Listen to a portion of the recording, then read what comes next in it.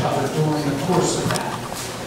And I really left feeling that I didn't have a chance to participate. And I know tonight I'm going to ask everybody if you can respect that in this crowd tonight. So thank you for being here. Let me just take a moment to walk through a few observations. First, a recent Gallup poll just came out and it said that 80% of the people are very dissatisfied with Congress. 80%. Another 75%.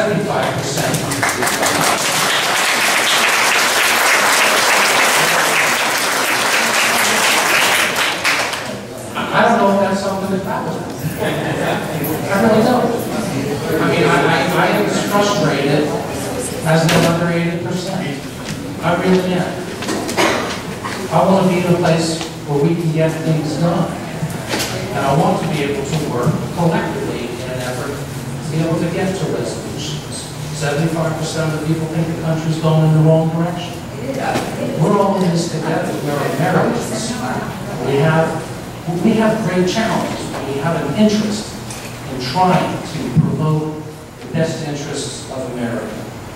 I didn't come here to score political points as a candidate, and I didn't come here to score political points as the congressman before you now for 8 months.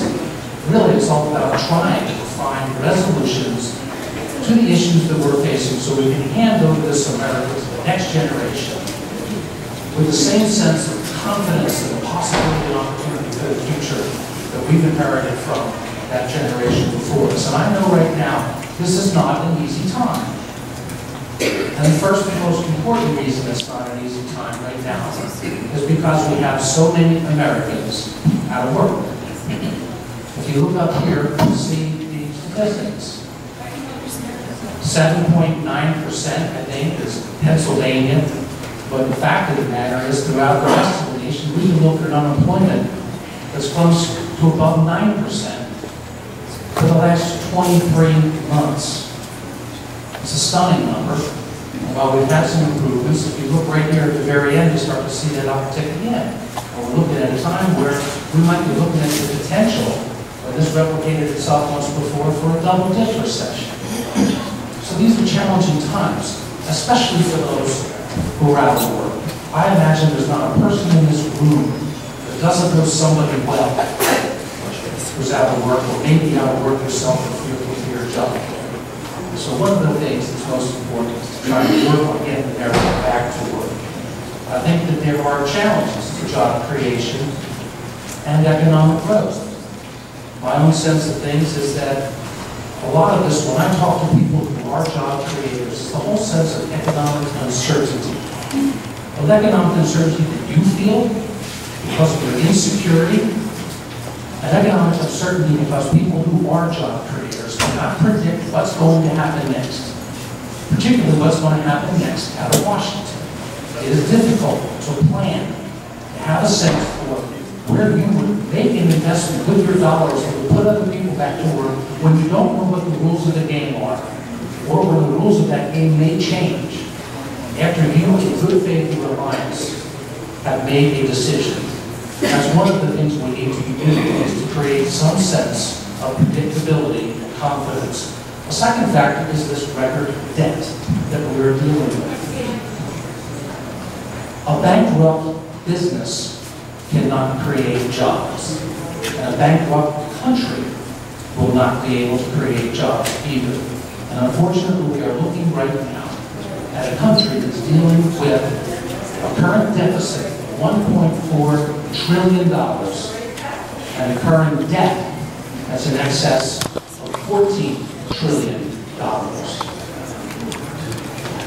I think that another factor is our tax code. A non-competitive tax code, the complexity of this code. The fact of the matter is there are 20 volumes, some 17,000 pages, and that's just for the code itself.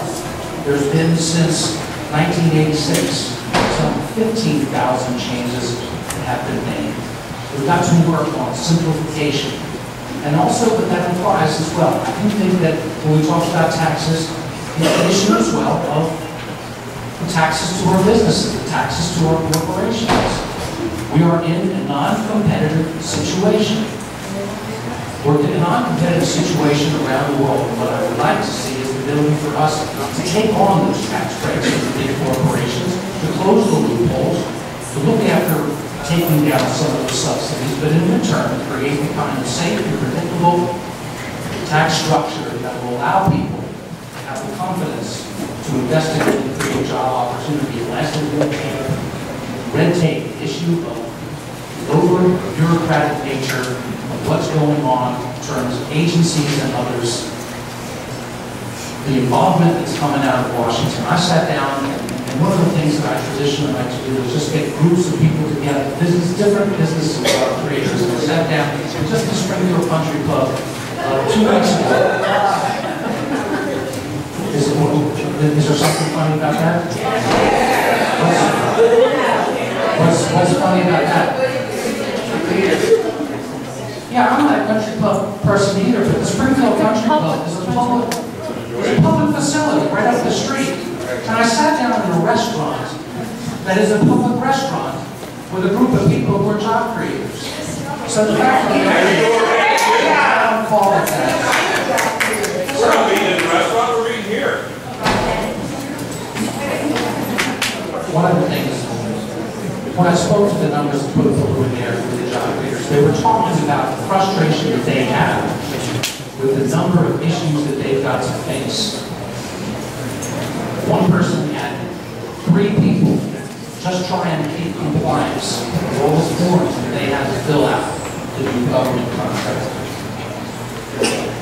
One of the issues that we're dealing with right now are the annual deficits that are exploding. If you look at this number right here, certainly Republicans were just as responsible for the start of this in 2008. 2000.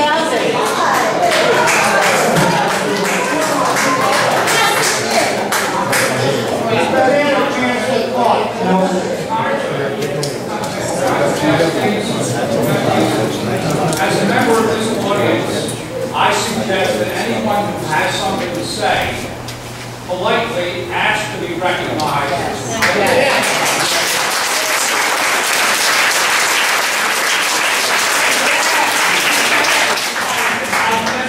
Themselves and give their opinion in a respectful way rather than everybody shouting out. Yeah, thank you for doing that. That was one of the reasons I spent a few moments on the front end of this. And I really do wish that those who desire to shout and scream, I mean, you can shout and scream, but I would really ask, if you're going to decide to do that, maybe I would ask if you would express your voice outside the room, allow the others who were here in a respectful fashion to listen to each other.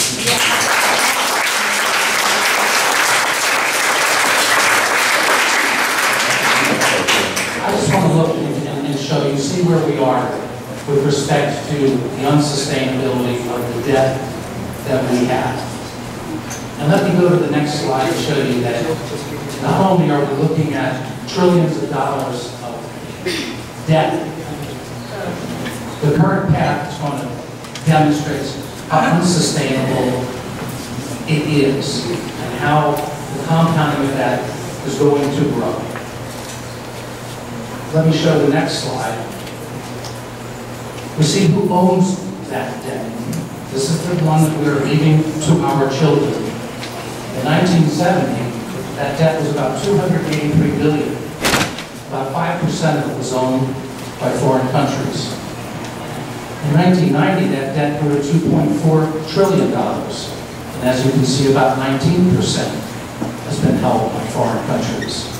Today, that debt is 47%. And the largest share of it, about 30%, is held by China. The next largest, Japan.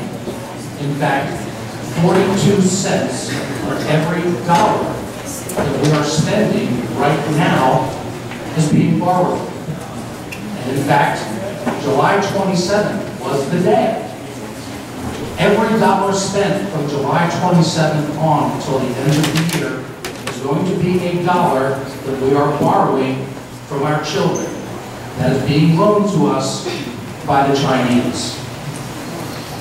Let me put the next slide.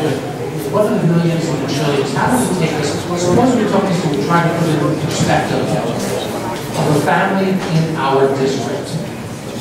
The typical family in our district, median income $56,000. If that family was in the United States, this is what their accounts would look like. They would have an income of $56,000, but they'd be spending $79,000 a year. That's our nation. And in addition, they would have a credit card debt that is $300,000. Now, how many people do you know with a $300,000 credit card debt right now? This is America that we are in today. I think we've got to do a couple of things. First, we've got to get our fiscal house in order. Next, we've got to make America a better place to do business. I have a sense of confidence in the future of America, but it is not going to be easy to get there. Now, one of the things we do in a forum like this is a chance for you to talk to me. So I will point, we will come, and then we'll give an opportunity to have a question asked and answered. Once again, I'm going to ask. What we do is respect each other.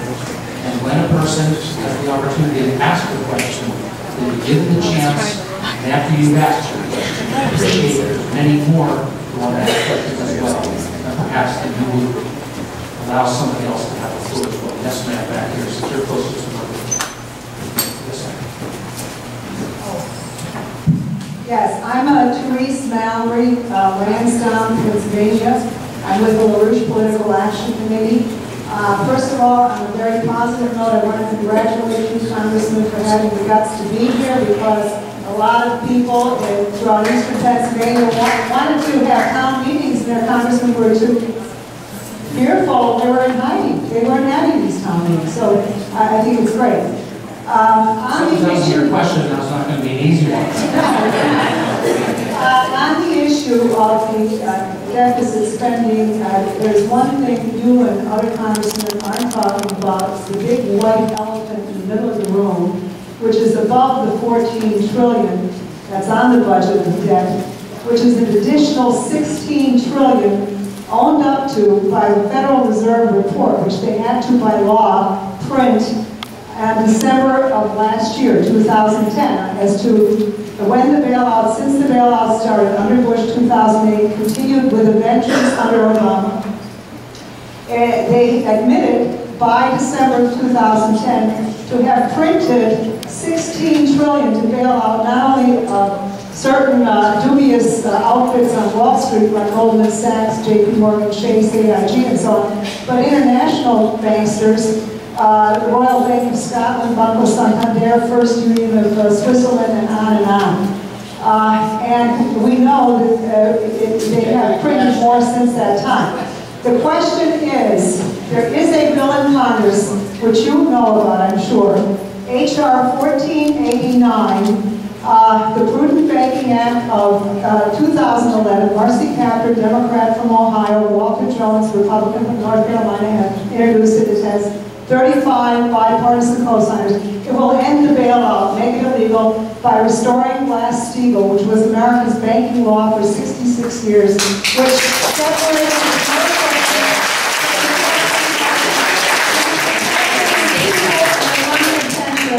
and will you sign on to this and take the lead in Pennsylvania, because none of our Pennsylvania congressmen or women have signed on to this. And as you have had the courage to have the meeting here tonight and the other meetings, please have the courage to co-sign this bill. Thank you.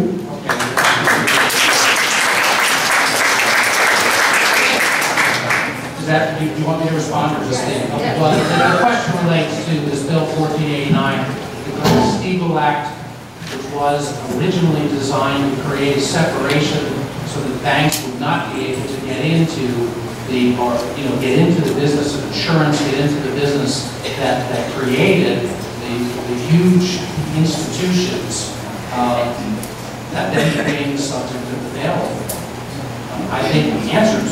to let the banks know there will be no bailouts. Now, I don't know what I will do on that bill, and I have seen somebody propose it, whether or not it gets out of the committee or to a point where we have an opportunity to vote forward. I mean, I will say generally, and then let me move to the next question. We're all frustrated with the activity of the big banks on Wall Street.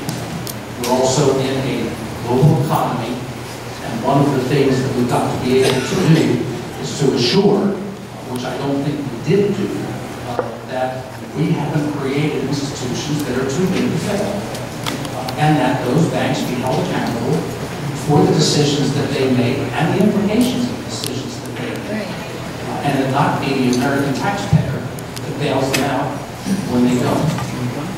Yes, sir.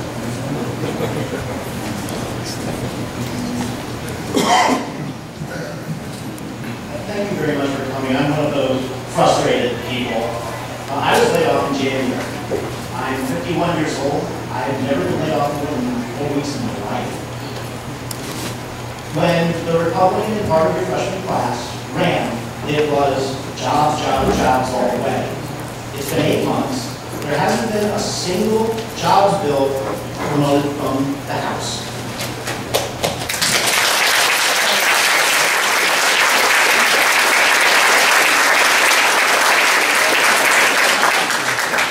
Well, that wasn't an applause line, but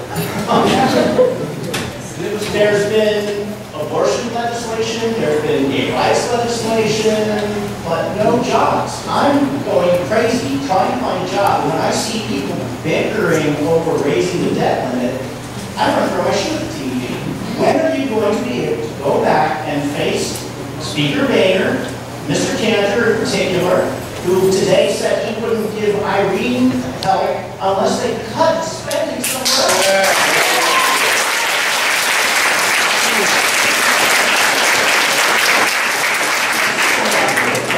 Meaningful jobs bill and stop fighting the president over jobs.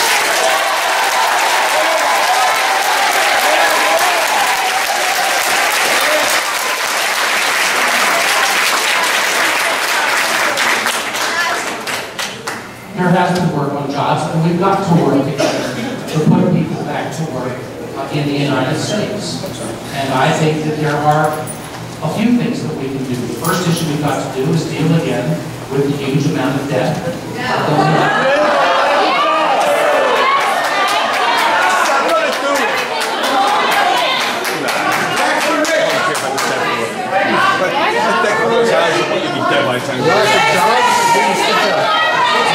Kids having contracts, having no job, having no health care, having no health care, no social security.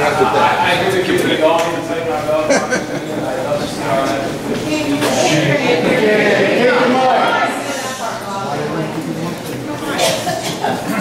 I agree with you that we all need to tighten our belt. I think this is our elected officials lead by example. Yes.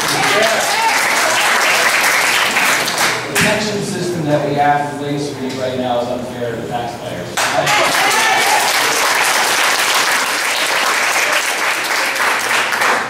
It's my understanding that if you serve one term, you would have to go to work for the rest of our lives to pay your pension for the rest of your life.